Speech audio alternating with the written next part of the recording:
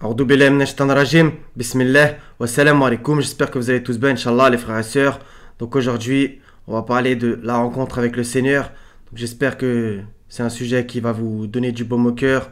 Car des fois, c'est vraiment pas facile ce qu'on vit, etc. Mais bon, rien ne nous attendra en dehors de ce qu'Allah nous a prescrit. Donc voilà, les frères et sœurs. Donc ça va être... voilà, comme je vous ai dit, j'espère que ça va vous faire du bien au moral, etc. Et je pense que c'est ce qu'on espère tous, rencontrer le Seigneur, d'accord? La meilleure chose. Donc voilà, on va commencer par un verset un petit peu parallèle. Bon, bien entendu, c'est quand même dans le même sujet, mais j'avais envie de le citer en premier. A'udhu billahi minash shaitanir rajim, bismillah. Et Allah a cité en parabole pour ceux qui croient la femme de Pharaon quand elle dit: Seigneur, construis-moi auprès de toi une maison dans le paradis, et sauve-moi de Pharaon et de son œuvre, et sauve-moi des gens injustes. Donc, qu'est-ce que j'aime beaucoup dans ce verset, c'est en fait la mention: construis-moi auprès de toi une maison dans le paradis. Il y a bien écrit auprès de toi avant la maison dans le paradis. Ok? Donc, la tournure de cette phrase fait que, voilà, elle voulait être près du Seigneur d'abord. Vous voyez? C'est ça que je trouve magnifique, d'accord? Donc, justement, ça rappelle un peu le hadith qui nous vante sans cesse, voilà. Fils Abilillah fait un don pour la mosquée, voilà, donc celui qui construit une maison pour Allah, donc une mosquée soi-disant, Allah lui construira une maison dans le paradis. Donc il y en a un peu qui courent après une espèce de villa dans le paradis, alors que regardez la femme de Pharaon, ce qu'elle a demandé, elle a voulu être près du Seigneur d'abord, d'accord? C'est ça qui est ultra important, d'accord? Donc, A'udhu billahi minash shaitanir rajim, bismillah, je l'ai déjà dit mais c'est pas grave, 84, 6. Celui-là aussi, je voulais le citer en premier. Après, on va aller un peu dans l'ordre chronologique de l'agencement du Coran à partir de la sourate 2. Ô homme, toi qui t'efforces vers ton Seigneur sans relâche, tu le rencontreras alors. D'accord? Et après, bien entendu, il y a avant et après, il y a tout ce qu'il faut faire, etc. Donc voilà, les frères et sœurs. Donc, c'est ultra important. Et voilà. Sourate 2, versets 45-46. Et chercher secours dans l'endurance et la salate. Certes, la salate... Là, il y a un problème de traduction. Certes, la salate est difficile, sauf pour les humbles, qui ont la certitude de rencontrer leur Seigneur et retourner à lui seul. D'accord? On a bien la notion de rencontre avec le Seigneur. Donc, vous allez voir que, bien entendu, Allah précise tout. J'ai même pas besoin de parler, hein, comme d'habitude.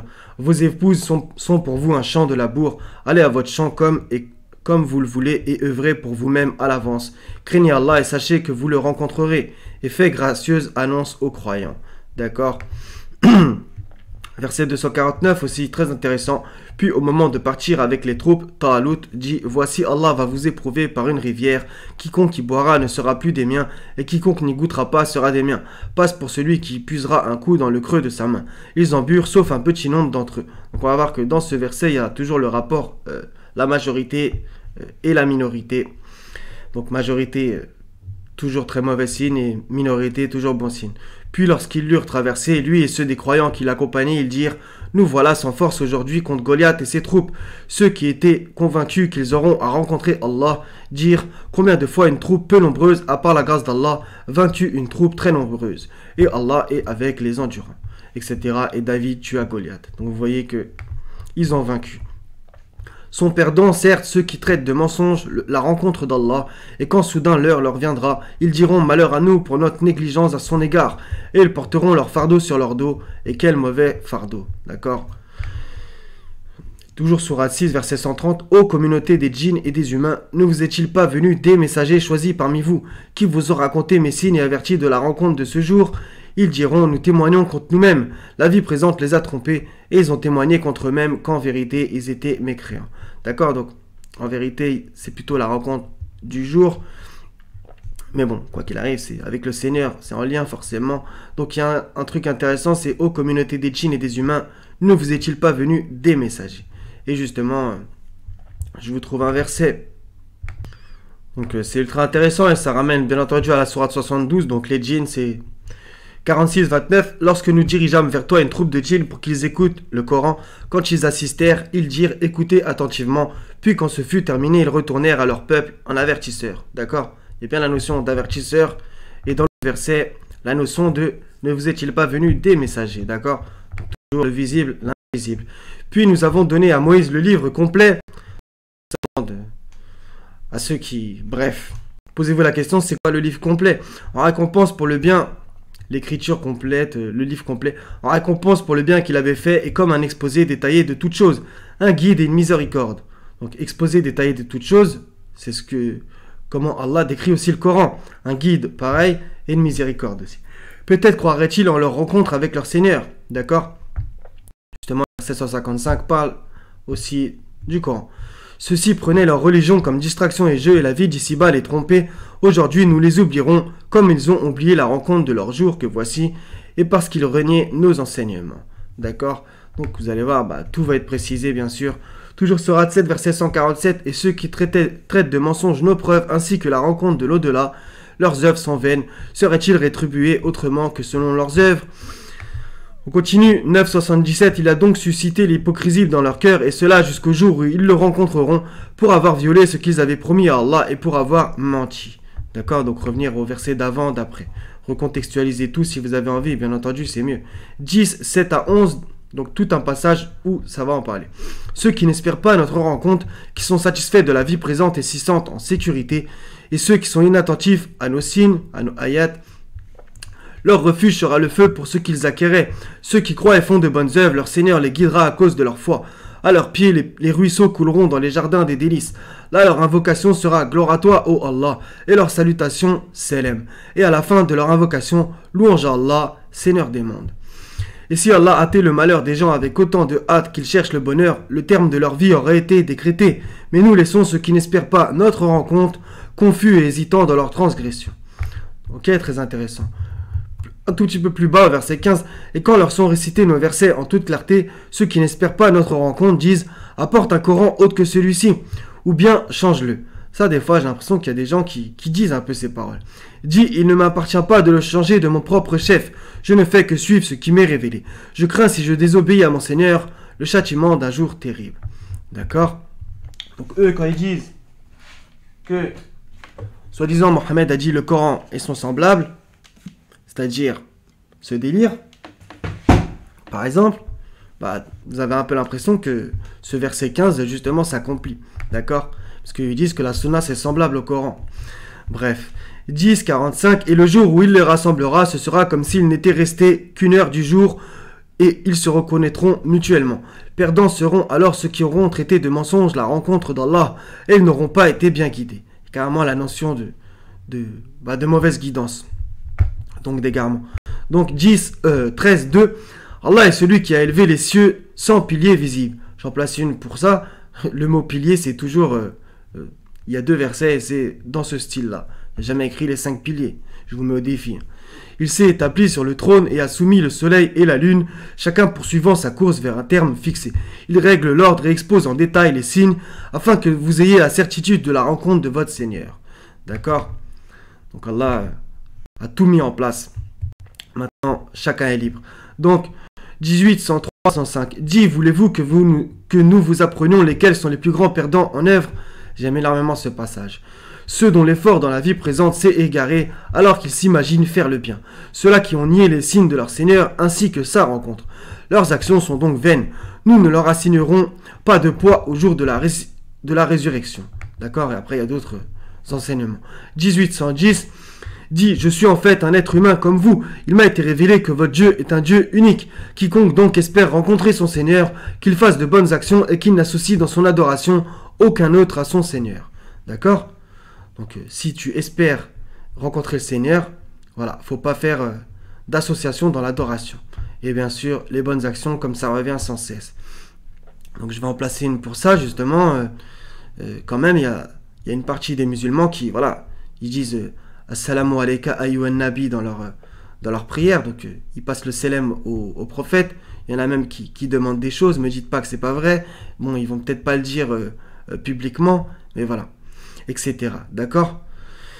Et ça ramène aussi à la salat ibrahimiya, au tashahoud, etc., à la double shahada. Tout ça, c'est lié, hein, bien entendu. Donc moi, je vous incite, bien entendu, à pas le faire. 25, 21. Et ceux qui n'espèrent pas nous rencontrer disent, si seulement on avait fait descendre sur nous des anges, ou si nous pouvions voir notre Seigneur. Là aussi, il y a la notion de voir le Seigneur. On va aller voir ça juste à la fin aussi.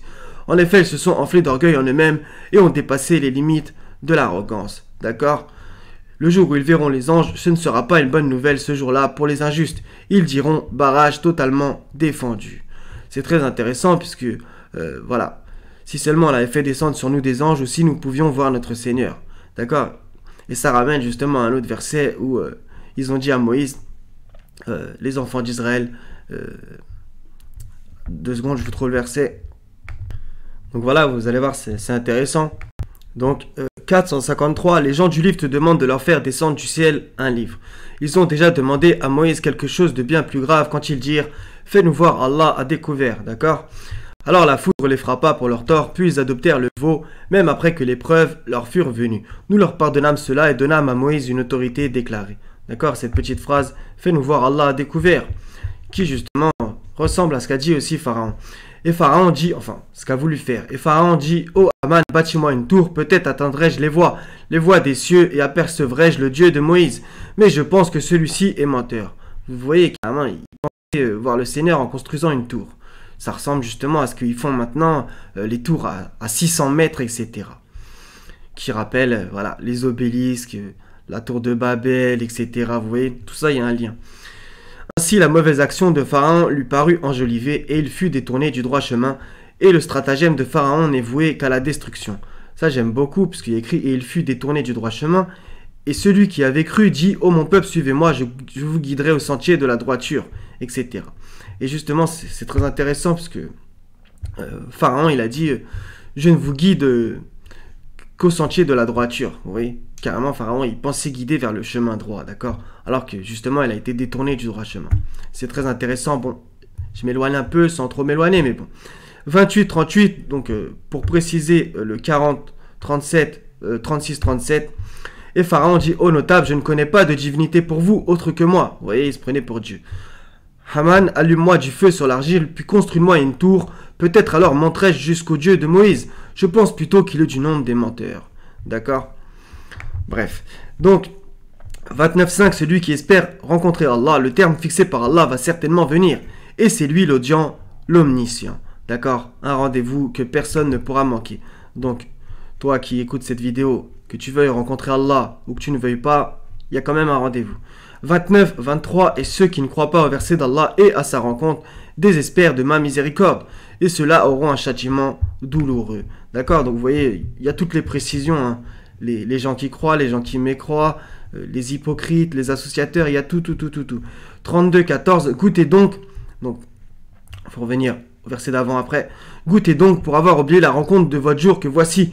Mais nous aussi, nous vous avons oublié. Goûtez au châtiment éternel pour ce que vous faisiez. D'accord? Cette petite phrase, nous aussi, nous vous avons oublié, rappelle bien entendu, ils ont oublié Allah, Allah les a oubliés. D'accord? Donc, 33-44, leur salutation au jour où ils le rencontreront, donc avec un grand L majuscule, donc ça parle d'Allah, sera Salem, et il leur a préparé une généreuse récompense. Donc il y a aussi justement Salem de la part d'un tout miséricordieux. Donc Allah passe le Salem, oui. Et c'est un de ses attributs et non As-Salem, la paix. Donc 41-54, ils sont dans le doute, n'est-ce pas, au sujet de la rencontre de leur Seigneur. C'est lui certes qui embrasse toutes choses. D'accord? 45-34, et on leur dira, aujourd'hui nous vous oublions, toujours la même notion, comme vous avez oublié la rencontre de votre jour que voici, votre refuge est le feu, et vous n'aurez point de secoureur. Donc vous voyez comment c'est grave de couper le lien avec le Seigneur, de l'oublier, etc. Donc il nous reste quelques versets. Donc là c'est plus ou moins par contre pour voir Dieu ici-bas. D'accord? Est-ce que c'est possible ou pas? Bon, vous connaissez sûrement la réponse, mais il y en a peut-être non. 743. Et lorsque Moïse vint à notre rendez-vous et que son Seigneur lui eut parlé, il dit, ô mon Seigneur, montre-toi à moi pour que je te voie. Il dit, tu ne me verras pas, mais regarde le mont. S'il tient en sa place, alors tu me verras. D'accord? Mais lorsque son Seigneur se manifesta au mont, il le pulvérisa et Moïse s'effondra foudroyé. Lorsqu'il se fut remis, il dit, gloire à toi je me repens et je suis le premier des croyants. D'accord? Donc vous voyez, Moïse, il demande de voir le Seigneur. Le Seigneur, il lui répond, tu ne me verras pas, mais regarde le mont, s'il tient en sa place, alors tu me verras. Et après, il y a bien écrit, mais lorsque son Seigneur se manifesta, il n'y a pas écrit qu'il l'a vu. D'accord? Il se manifesta. Petite nuance. Donc c'est très intéressant. Donc, 603, les regards ne peuvent l'atteindre, cependant qu'il saisit tous les regards. Et il est le doux, le parfaitement connaisseur.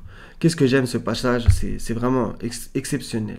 D'accord? C'est vraiment exceptionnel. Les regards ne peuvent l'atteindre, cependant qu'il saisit tous les regards. Qui rappelle aussi, voilà, vu que il saisit tout le monde, il regarde tout le monde en même temps, et pas une feuille ne tombe d'un arbre sans qu'il ne soit au courant. D'accord? Donc 1965, il est le Seigneur des cieux et de la terre et de tout ce qui est entre eux. Adore-le donc et sois constant dans son adoration. Lui connais-tu un homonyme qui rappelle justement nul n'est égal à lui, etc. Rien ne lui ressemble. Voilà, frères et sœurs. Donc juste, je vous dis ça aussi. Il y a 2-3 versets dans l'évangile qu'il faut bien méditer. Sinon, vous pourrez croire que c'est en contradiction avec ces versets-là, les 3 derniers que je vous ai récités. Bien entendu que non. Même si Jésus, on va dire que voilà, c'est des paraboles, etc. Donc, faut bien les méditer. Faut pas des fois les prendre au pied de la lettre, bien entendu. D'accord, les frères et sœurs? Donc, j'espère que ça vous aura fait plaisir. 16 minutes, c'est assez court. Inch'Allah, vous serez allé au bout. Donc, voilà. Donc, comme Allah l'a dit lui-même, voilà, il faut faire des bonnes actions, espérer sa rencontre. Et on va relire le premier verset que j'ai cité. Donc, le 84. Enfin, non, le deuxième verset. Ô homme, toi qui t'efforces vers ton Seigneur sans relâche, tu le rencontreras alors. D'accord? Qui t'efforce vers ton Seigneur sans relâche. Accomplis pour ton Seigneur et sacrifie, etc. D'accord? Donc il faut faire les causes. Voilà les frères et sœurs, donc aussi, donc, on va aller vite fait, c'est dans la sourate 89, pour vous donner encore, Inch'Allah, de l'espoir, bien que c'est Allah qui le donne, mais vous comprenez ce que je vais dire par là. Et qui désespère de la miséricorde d'Allah, sinon les gens mécréants. Donc, sourate 89, verset 27, 30. Ô toi, âme apaisée, retourne vers ton Seigneur, satisfaite et agréée, entre donc parmi mes serviteurs et entre dans mon paradis. Ce qu'on espère tous, Inch'Allah, avec le sourire. Voilà les frères et sœurs, donc soyez bénis. Je vous aime tous pour la face du Seigneur. Wa salamun ala al-mursalin. Walhamdulillahi rabbil alamin. La ilaha illa huwa al-azizul hakim. Wa salamu alaikum wa rahmatullahi wa barakatuh les frères et sœurs. À la prochaine, Inch'Allah ta'ala.